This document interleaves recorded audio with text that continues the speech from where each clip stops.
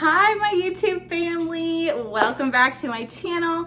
Don't mind this cereal back here. I went to the grocery store and or my squeaky chair. So how is everybody? Oh my gosh, I missed you guys. I know I haven't been on here in a while, but if you're in nursing school, you understand. I wanted to give you guys a huge update. Okay, because I have had some people comment in the past few weeks, like asking me, did I have to do prereqs? Like I don't know, I guess some, I don't know. Everyone thinks I'm in, not everybody. Let me slow down, okay? I'm just so excited to see y'all. Woo! Somebody had commented, and I know someone else had commented as well about the bridge program and asking me, did I need to do prereqs? I'm not in the bridge program. So I initially started in the LPN program, but I'm going to pursue my RN now. And I'm going to update you guys on that and everything right now. So, okay, so I don't know about how schools do that with the bridge program and do they,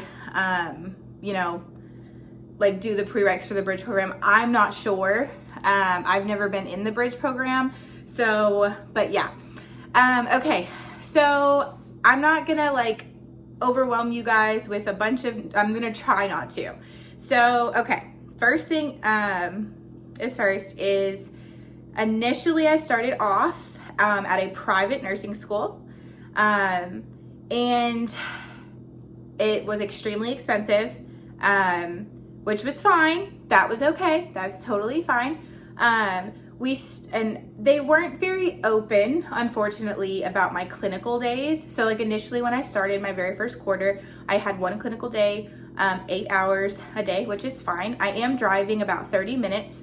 And that's if there's no traffic, right? So if I'm leaving though, in the mornings, it's about 30 minutes, but in the evenings, if I leave school, and you're talking 45 minutes, bare minimum, due to traffic, times and things. So, okay, so that was fine. Cause I think I got out at 3. I was going to school across the bridge. But like I said, I got out at 3 those days, no big deal. I was able to get back on time to, get to my kiddos. So I was getting there at 6:30, but I was also paying a babysitter to take them in the morning, but it was only 1 day a week. So it was doable at that time. But it was hard on me financially. So come second quarter, they actually sent out a mass email. They said, we're going to start working with people on getting closer clinical sites to where they live, because people are driving already almost 2 hours from school, coming, like I said, I'm only driving about 30 minutes. That's fine. But yeah, that's not super crazy, but other people are driving some, driving much, everybody, this is the nursing school around here. It's a private nursing school. They only solely focus on nursing. So with that being said, it's it's just where people want to go to school. So anyways, okay, so this quarter, they were working with people and bringing them closer to home clinical sites. So this quarter, my clinical site was actually in my state, and it was only about 15 minutes from where I lived. So that was perfect for me. And we were doing 11-hour clinical days, which is fine. I don't care how long the clinical day is really, as long as I'm able to get to my kids in time and, all that. So anyways, also my clinical, so I told my babysitter, I didn't need her this quarter because I ended up talking to, which helped me financially. She was amazing first quarter, but it really helped me financially to not have to worry about that. And I told my new clinical instructor, luckily I talked to her on the first day of school because she was also my lab instructor. I explained to her, hey, I dropped the boys, we have to be there at 6:30, but I said my kids' daycare doesn't open until 6:30, so can I drop them off 6:30 and I'll be straight headed that way. I'll be there at 6:45. She worked with me. She said, yes, absolutely, we can do that. That was great. She worked with me. It was wonderful. I get there at 6:45. That was great. And then we ended, so from 6:30 was the time to 5 in the evenings. So the boys' daycare closes at 5:30. Perfect. I was able to, because like I said, I was in my state this quarter. So yeah, I was there. I was able to get there on time, working 2 11-hour clinical days back to back. Okay. It worked out. Well, then probably like, I don't know, a few weeks before we go in to the third quarter, I am starting to receive emails of clinical sites getting like launched out for the following quarter. And I see that I am an hour and like over an hour away for geriatrics, but that was the closest place that they had for our school. I don't know. Then, like I said, I had 4 different clinical sites. I would have had 3 or 4 different clinical sites. I think 3. Because I think pediatrics, mother and baby, and then geriatrics. So, but like I said, geriatrics was like an hour and something away for me. And it was for a lot of other people too. I think from our school, it was like an hour and something away. But me, I already have that 30-minute in between because I'm living in a different state, which, like I said, would have been fine. It's not the point of like being there early. Like I said, I've been doing that already at clinicals. It was the point of like, okay, they want me there until like 5 or 5:30 this quarter in the evening and being there at 6:30 a.m. That far away. So they were not able to work with me because I would be I can't afford this quarter to pay a babysitter. Not that many times. I had explained to them the situation, and she was like, oh, well, I can give you resources of like daycares and things like that. Like they offered their resources, right? So I was like, okay, I don't need resources on daycares. Like, first of all, this is a completely different state. You're going to be giving me resources for this state.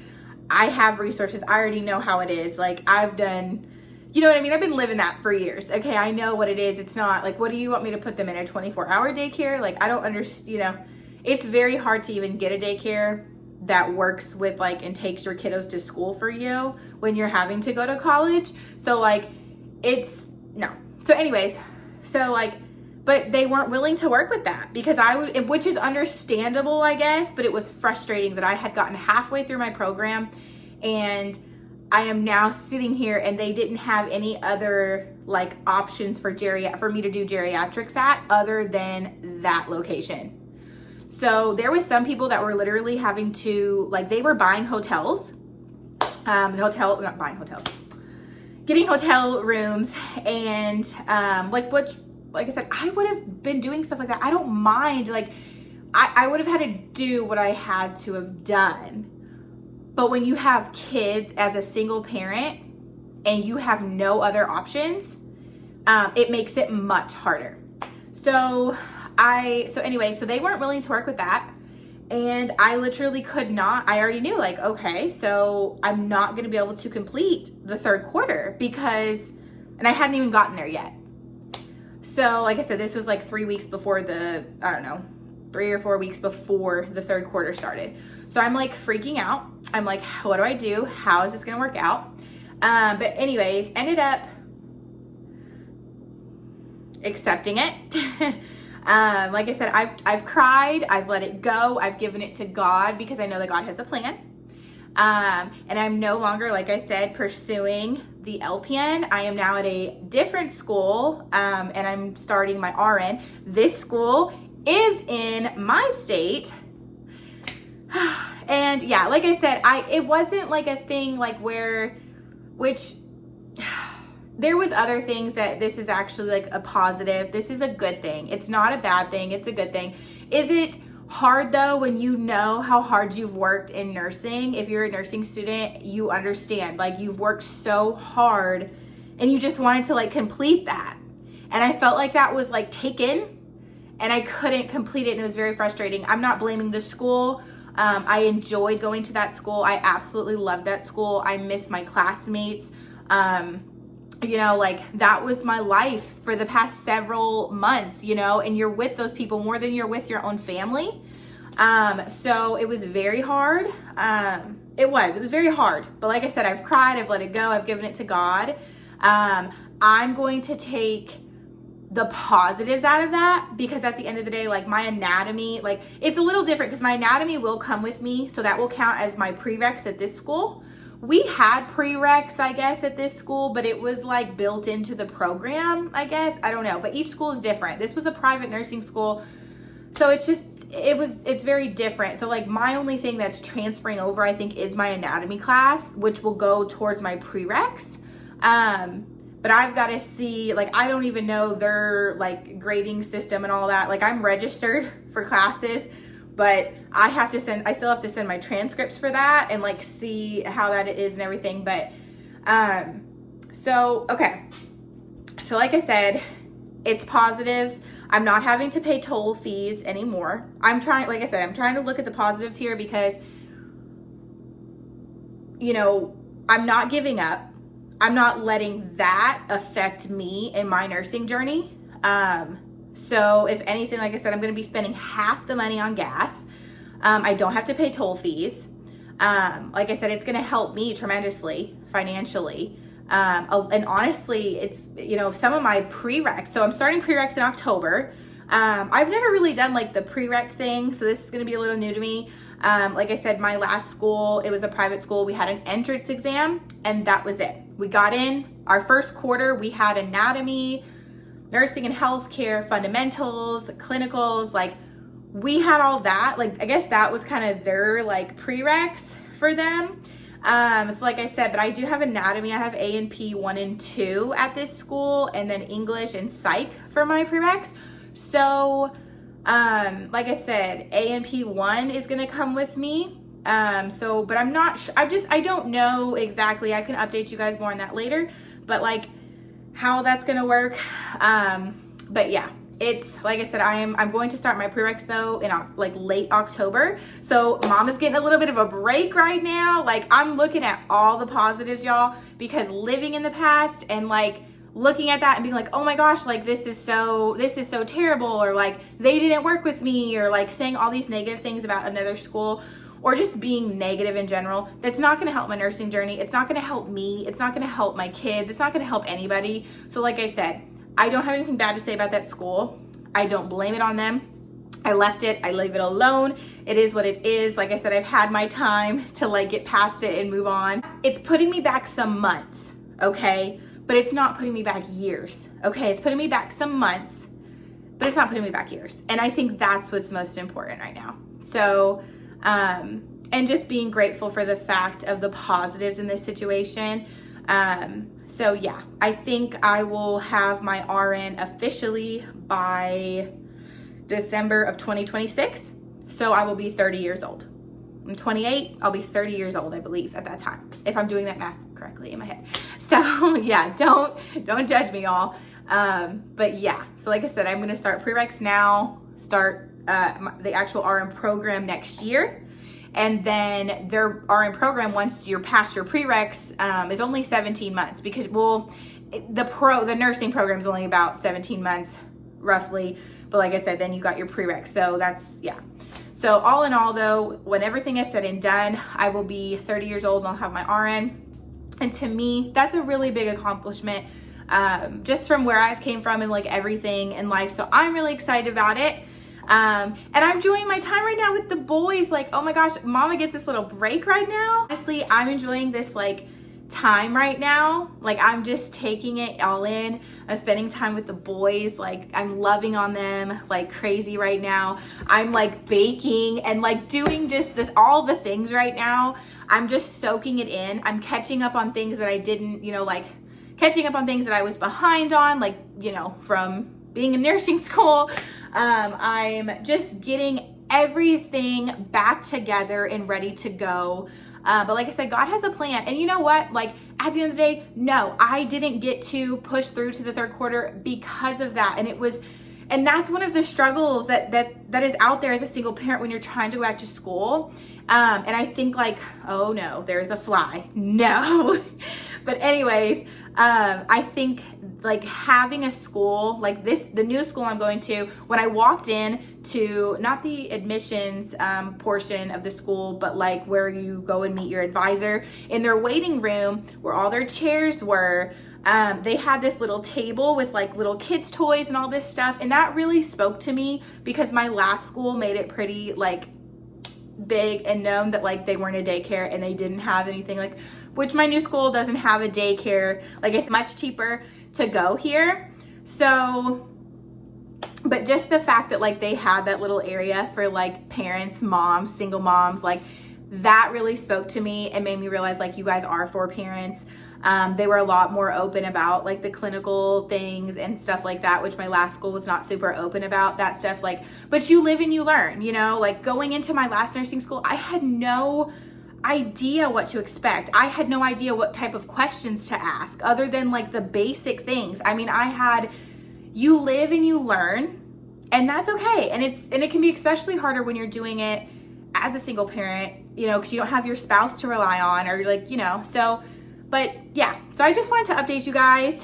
And I also thought about doing like a mental health video. So comment down below if you think that I should, like a mental health video about like while you're going through nursing school. I can kind of share like my journey with that, how I cope with that, how I deal with that.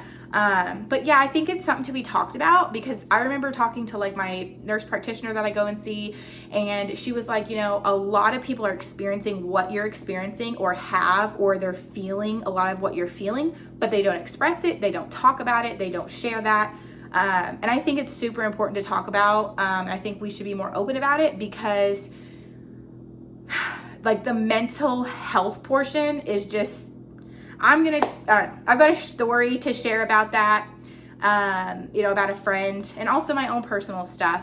But if you guys want to, you know, kind of talk about that, comment down below and I will most definitely make a video about that. So, but for the most part, you guys, I'm just so excited. I'm in the RN program now. This is, you know, like I said, it set me back some months, but at the end of the day, like, I think the positives of not having to pay toll fees, of cutting my gas in half for the month, you know, being closer to home, my prereqs are going to be, a lot of them are going to be online.